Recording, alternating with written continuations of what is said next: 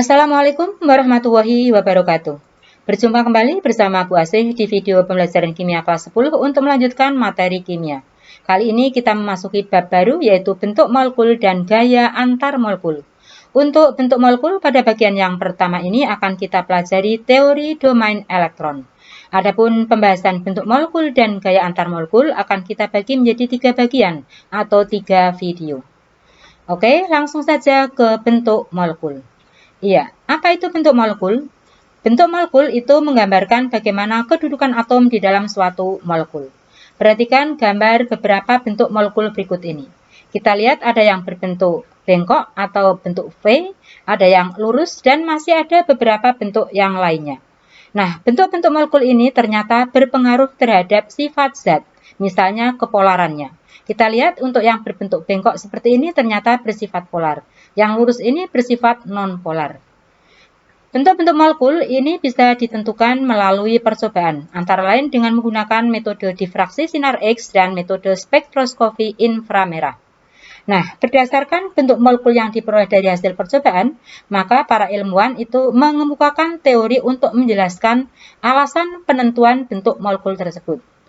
Ada beberapa teori penentuan bentuk molekul, tetapi yang akan kita pelajari 2, yaitu teori domain elektron dan teori hibridisasi. Adapun bentuk molekul itu ada 5 macam bentuk atau 5 geometri molekul, antara lain linear, segitiga datar, tetrahedral, trigonal bipiramida, dan oktahedral. Nah, bentuk-bentuk molekul ini akan kita pelajari dengan menggunakan teori domain elektron. Ya, anak-anakku semuanya, pada waktu kita mempelajari ikatan kimia, kita sudah bisa menggambarkan ikatan antar atom dalam molekul-molekul kovalen. Ikatan antar atom dalam molekul kovalen ini bisa kita gambarkan dengan menggunakan struktur Lewis. Namun tentu saja struktur Lewis ini tidak menunjukkan bagaimana bentuk 3 dimensi daripada suatu molekul. Jadi ini hanya bisa menggambarkan bentuk 2 dimensi. Nah, untuk memvisualisasikan bentuk molekul, maka dibuatlah model molekul. Jadi, model molekul ini merupakan bentuk 3 dimensi daripada suatu molekul. Ada beberapa cara untuk membuat model molekul. Antara lain, ada model bola dan tongkat, ada model pengisi ruang. Ya, sekarang perhatikan molekul CH4 berikut ini. Molekul CH4 itu bisa kita gambarkan rumus Lewisnya demikian. Sehingga struktur daripada CH4 adalah seperti ini. Nah, CH4 ternyata melalui percobaan itu diperoleh bentuk molekulnya adalah seperti ini. Jadi membentuk 3 dimensi seperti ini, di mana atom C berada di tengah mengikat 4 atom H dengan sudut ikat yang terbentuk di sini 109,5 derajat. Nah, bentuk atau struktur ruang seperti ini, kalau kita buat model molekulnya dengan menggunakan bola dan tongkat, maka akan didapatkan bentuk yang semacam ini. Di mana bentuk ini kalau antar atomnya ini kita hubungkan dengan garis, juga akan didapatkan struktur ruang yang semacam ini. Struktur ruang atau bentuk yang semacam ini disebut dengan bentuk tetrahedral. Nah, bentuk 3 dimensi molekul itu bisa diramalkan dengan menggunakan teori Vespers. Jadi berarti molekul CH4 itu bentuknya adalah tetrahedral. Lalu bagaimanakah dengan bentuk molekul H2O, CO2 maupun molekul yang lain? Dan bagaimana pula meramalkan bentuk molekul dengan teori Vespers? Serta bagaimana hubungan bentuk molekul dengan kepolaran? Untuk itu, simak terus videonya berikut ini. Oke, yang pertama kita pelajari tentang teori domain elektron. Ikatan antar atom di dalam suatu molekul itu bisa kita gambarkan dengan menggunakan struktur Lewis. Jadi, struktur Lewis ini merupakan dasar untuk memahami bentuk molekul. Dari struktur Lewis itu bisa diketahui adanya pasangan elektron bebas maupun pasangan elektron ikatan di sekitar atom pusat. Nah, ternyata pasangan-pasangan elektron ini akan mengalami gaya elektrostatis karena muatan yang dimilikinya. Dan pada tahun 1970, R.G. Gillespie itu mengajukan teorinya yang disebut dengan teori Vespers. Menurut teori Vespers itu dinyatakan bahwa pasangan-pasangan elektron yang semuanya bermuatan negatif akan berusaha saling menjauhi, sehingga tolak-menolak antar pasangan-pasangan menjadi minimum. Teori Vespers ini berkembang lebih lanjut dan digunakanlah istilah domain, yaitu di mana Domain itu merupakan ruang yang ditempati oleh pasangan-pasangan elektron valensi di sekitar atom pusat. Karena pada atom pusat itu ada PeB dan PeI, maka berarti ada dua jenis domain, yaitu domain PeB dan domain PeI. Dan akhirnya, teori Vespers ini dikenal sebagai teori domain elektron. Ya, lalu apa itu domain elektron? Domain elektron itu menyatakan tentang kedudukan elektron atau daerah keberadaan elektron. Perhatikan contoh berikut ini. Pada molekul NH3, atom N sebagai atom pusat memiliki pasangan elektron bebas 1 dan pasangan elektron ikatan 3. Jadi berarti NH3 mempunyai domain elektron sebanyak 4. Domain PeI ada 3 dan domain PeB ada 1. Nah, antar domain ini akan saling tolak-menolak. Dan teori domain elektron itu merupakan cara meramalkan bentuk molekul berdasarkan tolak-menolak elektron-elektron pada kulit luar atom pusat. Dan untuk memahami teori domain elektron, maka perlu diketahui prinsip dasar dari teori domain elektron. Ya, yang pertama bahwa jumlah domain elektron ini ditentukan oleh PeB dan PeI-nya.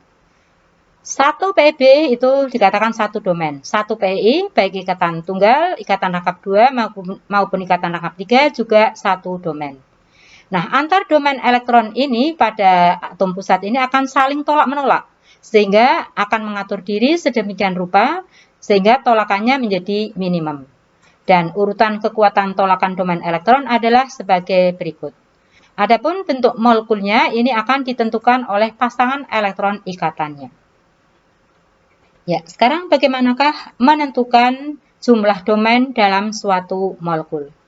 Perhatikan, untuk molekul yang struktur Lewisnya diketahui seperti BCl3 ini, maka kita bisa menentukan domain PeB-nya ini 0, kemudian PeI-nya ada 3. Berarti jumlah domain BCl3 ada 3, yaitu hanya PeI-nya saja. Kemudian kita lihat untuk senyawa yang ada di dalam tabel berikut ini. Untuk H2O, ada 2 PeI, ada 2 PeB, maka jumlah domainnya ada 4. Untuk CO2, ini kita lihat ada 2 PeI, jadi ini ikatan lengkap, ini satu domain, ini satu domain, berarti PeI-nya ada 2, ikatan bebasnya, pasangan elektron bebasnya ini tidak ada, berarti 0, maka jumlah domainnya ada 2. Untuk SO2, perhatikan atom pusat ini punya 1 PeB dan ada 2 PeI, jadi jumlah domain elektronnya ada 3. Lalu bagaimanakah domain elektron daripada XeO3 dan PO4 3 negatif. Nah, dari contoh ini kita bisa ketahui bahwa domain PeI itu bisa dilihat dari rumus molekul senyawanya. Jadi XeO3 karena Xe mengikat 3 atom berarti PeI-nya ada 3. PO4 3 negatif karena mengikat 4 atom berarti PeI-nya ada 4. Bagaimana dengan domain PeB-nya? Untuk menyatakan domain PeB-nya bisa kita menggunakan rumus penentuan PeB yang dirumuskan semacam ini. Bisa dibaca keterangannya. Sedangkan untuk ion, maka bisa kita tentukan dengan menggunakan rumus seperti ini. Jadi ini EF-nya, elektron valensinya nanti bisa ditambahkan atau dikurangi dengan muatan ionnya. Untuk lebih jelasnya, perhatikan contoh soal berikut ini. Ya, yang pertama, tentukan domain dari POCl3. Kita lihat di sini, P itu sebagai atom pusat, mengikat 1 atom O dan 3 atom Cl, berarti PeI-nya ada 4. Kemudian P itu golongan 5A, maka berarti elektron valensinya ada 5. Nah, untuk menentukan PeB daripada atom P bisa menggunakan rumus tadi. EF adalah elektron valensi, yaitu 5, ya, kemudian dikurangi XB. XB adalah ikatan ini. Ini ikatan terhadap O1, dikali dengan B. O untuk stabil butuh 2 elektron, berarti nanti 1 dikali 2. Sedangkan elektron ikatan yang lain yaitu 3 atom Cl. Atom Cl golongan 7A. Untuk stabil butuh 1, berarti nanti 3 dikali dengan 1. Akhirnya didapatkan E-nya kita hitung ada 0. Jadi berarti domain elektron dari POCl3, PI-nya ada 4, PeB-nya tidak punya. Ya, kemudian untuk domain elektron dari NH4 positif. Kita lihat untuk ikatannya di sini ada 4, berarti PI-nya ada 4. N golongan 5A, berarti elektron valensinya ada 5. Karena ini merupakan ion, yaitu kation, maka untuk elektron valensinya nanti dikurangi dengan muatan ionnya ini. Jadi kalau kation itu dikurangi, kalau anion itu ditambah. Jadi berarti langsung saja kita ke rumusnya. E sama dengan EF min X. EF dikurangi dengan muatan kationnya dikurangi dengan XB. Dihasilkan ini EF-nya ada 5 dikurangi 1 dikurangi 4 dikali 1. Karena H untuk stabil butuh 1 elektron. Dibagi 2 hasilnya juga 0. Jadi berarti domain daripada NH4 positif ada 4. Sedangkan PI-nya ada 4, PIB-nya kosong. Jadi jumlah domainnya hanya ada 4. Ya, sekarang bagaimanakah menentukan tipe molekul? Di dalam teori Vespers, gaya tolakan yang dihasilkan PIB itu mempengaruhi bentuk molekul. Dan notasi Vespers itu menunjukkan jumlah PEI dan PEB-nya. Ya, notasi Vespers bisa dinyatakan demikian. A, X, N, E, M. Di mana A adalah atom pusat, X adalah domain pasangan elektron ikatan, E adalah domain pasangan elektron bebas. Nah, sekarang kita lihat untuk senyawa H2O. PI-nya ada 2, PEB-nya ada 2. Maka tipe molekulnya adalah AX2E2. Untuk CO2, PI-nya 2, PEB-nya 0. Berarti tipe molekulnya adalah AX2. E-nya 0 ya, tidak ada. Berarti AX2. Sedangkan untuk SO2, PI-nya 1, PInya 2, PEB-nya 1. Maka tipe molekulnya adalah AX2E1. 1 tidak usah ditulis, maka bisa dinyatakan AX2E.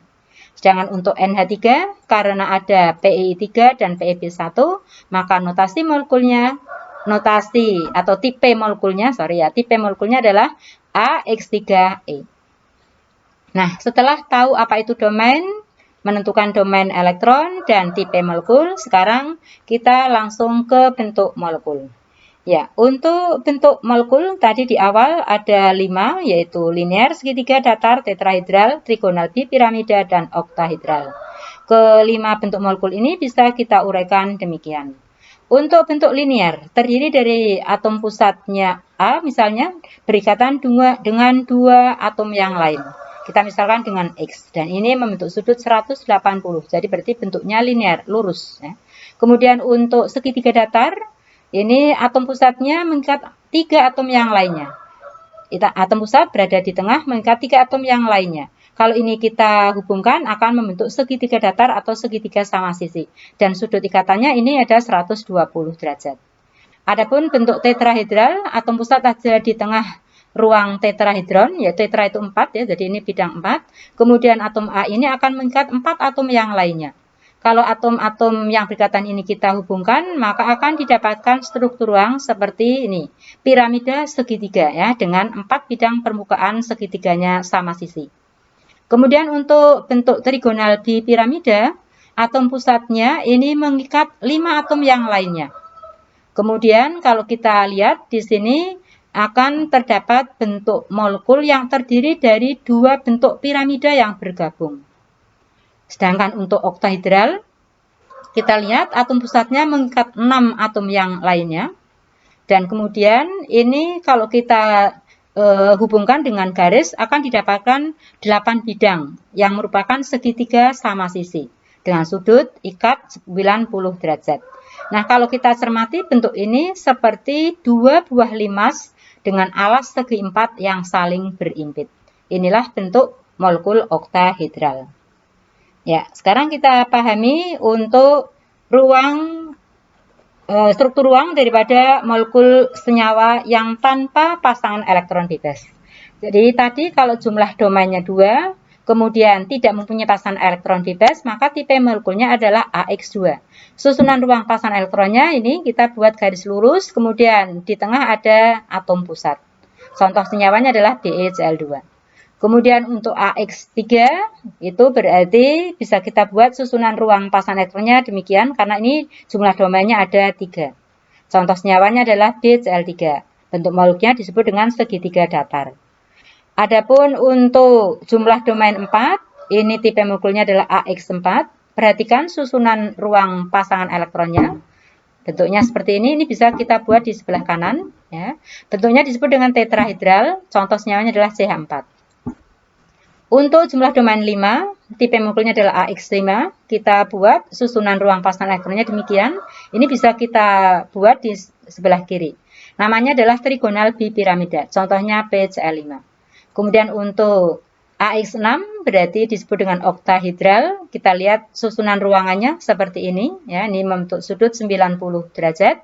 Contoh molekulnya adalah SF6. Nah, kalau kita buat untuk struktur ruangnya, tadi linear, ya seperti ini. Kemudian segitiga datar, ini tetrahedral, trigonal bipiramida, dan oktahedral. Nah, ini atom pusat ini mengikat atom-atom yang lain tanpa dia mempunyai pasangan elektron bebas. Nah, bagaimana kalau atom pusat ini mempunyai pasangan elektron bebas? Untuk yang linear itu tidak mungkin atom pusatnya mempunyai pasangan elektron bebas. Jadi berarti hanya ada satu bentuk, yaitu semacam ini.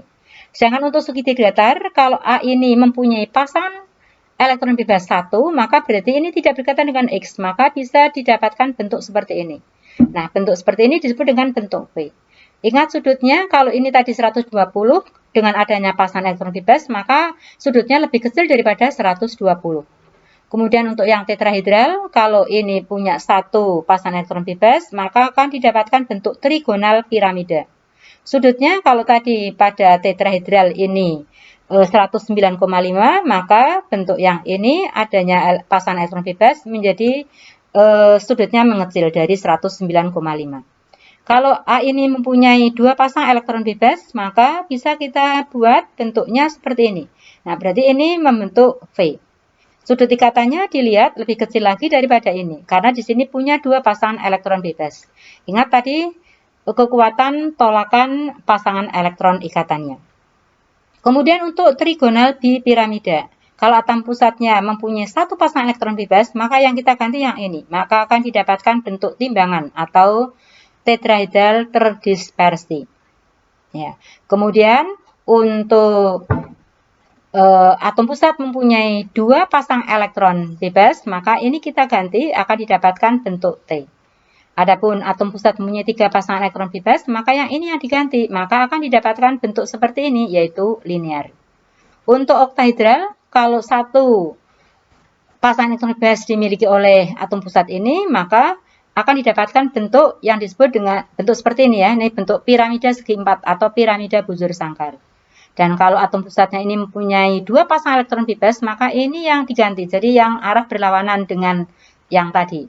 Maka akan didapatkan bentuk segi empat datar atau bujur sangkar. Jadi perhatikan, dari bentuk-bentuk ini kan tidak mempunyai pasangan elektron bebas. Kalau atom pusatnya punya pasangan elektron bebas, maka akan didapatkan bentuk-bentuk yang semacam ini. Maka bentuk-bentuk yang semacam ini disebut dengan bentuk turunan atau tipe turunan. Jadi linear tidak punya turunan, segitiga datar punya turunan yaitu bentuk V, tetrahedral punya dua turunan, dan seterusnya. Nah, ini semua, turunan ini semua untuk atom pusat yang mempunyai pasangan elektron bebas. Oke, sekarang kita coba meramalkan bentuk molekul. Ya, ramalkan bentuk molekul daripada ion SO4 2 negatif. Ingat, atom S itu golongan 6A. Berarti elektron valensinya ada 6. Kemudian di sini kita lihat muatannya ada min 2 dan pasangan elektron ikatannya ada 4. Untuk menentukan PIP-nya bisa menggunakan rumus tadi. E sama dengan jumlah elektron valensi. Karena ini muatannya negatif, maka berarti ditambah dengan muatan ion. Dikurangi dengan X kali B, dibagi 2. Maka kita masukkan angkanya 6 ditambah 2, dikurangi 4 dikali 2. Karena O itu untuk stabil butuh 2 elektron. Maka E-nya adalah 0. Berarti molekul ini tidak mempunyai pasangan elektron bebas. Kalau tidak punya pasangan elektron bebas, tetapi pasangan elektron ikatanya ada 4. Maka berarti tipe molekulnya adalah AX4. Dan untuk susunan geometri domainnya, karena ada 4 domain, maka disebut dengan tetrahedral. Adapun bentuk molekulnya juga sama dengan susunan geometrinya, yaitu tetrahedral. Untuk menggambarkan susunan ruang daripada SO4 2 negatif, ini bisa kita buat untuk struktur ruangnya, untuk tetrahedral seperti ini. Atom pusatnya ini kita ganti dengan atom S. Dengan atom yang mengelilinginya ada atom oksigen. Oke, sudah cukup jelas? Ya, sekarang kita lanjut untuk kepolaran molekul. Ya, kepolaran molekul itu menyatakan tentang pemisahan muatan-muatan yang berlawanan secara keseluruhan di dalam molekul. Kepolaran molekul itu dipengaruhi oleh dua faktor, yaitu kepolaran ikatan-ikatan kovalen dalam molekul dan bentuk molekulnya.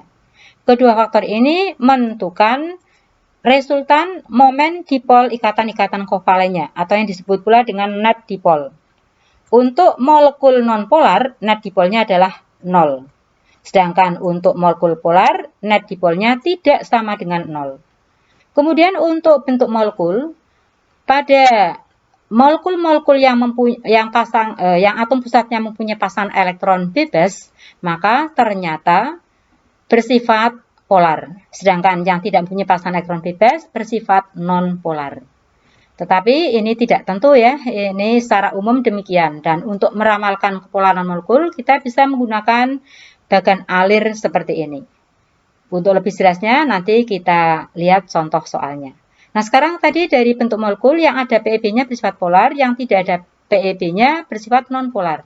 Kita lihat dari beberapa tipe molekul yang mempunyai pasangan elektron bebas, ini adalah bentuk molekulnya ini. Nah, ini berarti bersifat polar. Sedangkan ini yang tidak mempunyai pasangan elektron bebas berarti bersifat non-polar. Kecuali ini, kita perhatikan, ini berarti bentuknya linear. Ini bentuknya segi 4 datar atau bujur sangkar. Nah, kedua bentuk ini kan termasuk bentuk yang simetris, maka bersifat non-polar. Ya, sekarang bagaimanakah menentukan kepolaran molekul dengan menggunakan diagram alir ini? Kita lihat contohnya untuk molekul CaCl3. Pada molekul Cl3 ini ada satu ikatan kovalen polar antara C dengan H dan ada 3 ikatan kovalen polar C dengan Cl. Jadi berarti apakah ada ikatan polar? Iya. Nah, sekarang kita lihat. Setelah menentukan kepolaran, apakah ikatan polar itu saling meniadakan kepolaran? Nah, ternyata tidak. Maka karena tidak, maka berarti bentuk molekulnya adalah polar. Jadi kita lihat di sini adanya ikatan CH dalam molekul tersebut, ini menyebabkan bentuk molekulnya yang tetrahedron itu sedikit terdeviasi. Maka arah momen dipol CH ke arah atom pusat atau atom C, sehingga menambah besar net dipol ketiga ikatan CCl dan menjauhi atom pusat, sehingga net dipolnya tidak sama dengan 0. Jadi bentuk molekulnya kita lihat seperti ini, ya, ini bentuk tetrahedron, tetapi ikatan antara C dan H ini mengarah ke atom C. Maka net dipolnya ini tidak sama dengan 0 dan bersifat polar. Ya. Untuk kepolaran molekul bisa kita ingat kembali yang sudah pernah kita pelajari di materi ikatan kovalen. Ya, sekarang kita lihat di sini untuk perbedaan molekul nonpolar dan molekul polar. Ya, setelah mempelajari bentuk molekul, di sini kita bisa ketahui ternyata untuk yang ikatan kovalnya itu bersifat polar, tetapi tidak ada PeB, maka molekulnya bersifat non-polar. Contohnya adalah ini. Kemudian masih ada PeB-nya, ternyata juga bisa bersifat non-polar. Contohnya ini. Sedangkan untuk yang mempunyai PeB bersifat polar. Ikatan kovalnya bersifat polar, tapi tidak ada PeB, maka net dipolnya tidak sama dengan 0, maka molekulnya juga bersifat polar. Oke, sekarang bagaimanakah menentukan atau meramalkan kepolaran molekul? Contoh, tentukan kepolaran dari molekul xenon di fluorida. Kita lihat di sini atom Xe itu golongan 8A, berarti elektron valensinya ada 8. Kemudian untuk pasangan elektron ikatannya di sini ada 2. Dan pasangan elektron bebasnya bisa kita tentukan dengan menggunakan rumus tadi, yaitu E sama dengan jumlah elektron valensi min X kali B dibagi 2. Kita masukkan angkanya, elektron valensinya 8, min X, X-nya sebanyak 2, dikalikan dengan kestabilan, F untuk mencapai kestabilan yaitu butuh 1 elektron, berarti 2 dikali 1. Jadi akhirnya E-nya dihitung ternyata ada 3. Jadi berarti pasangan elektron bebasnya ada 3. Pasangan elektron ikatannya ada 2, berarti tipe molekulnya adalah AX2E3.